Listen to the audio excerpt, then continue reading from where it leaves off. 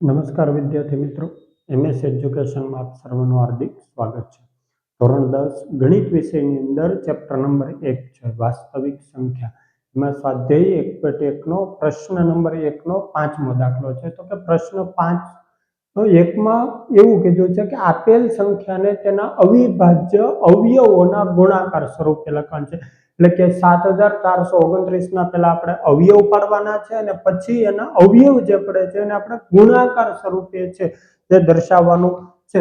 તો કે પહેલા આપણે આના અવયવ પાડીએ તો કે 7429 ના અવયવ પાડીએ તો 7429 ના અવયવ પાડીએ તો કે 17 ગુણ્યા 439 કરશો, સોરી 437,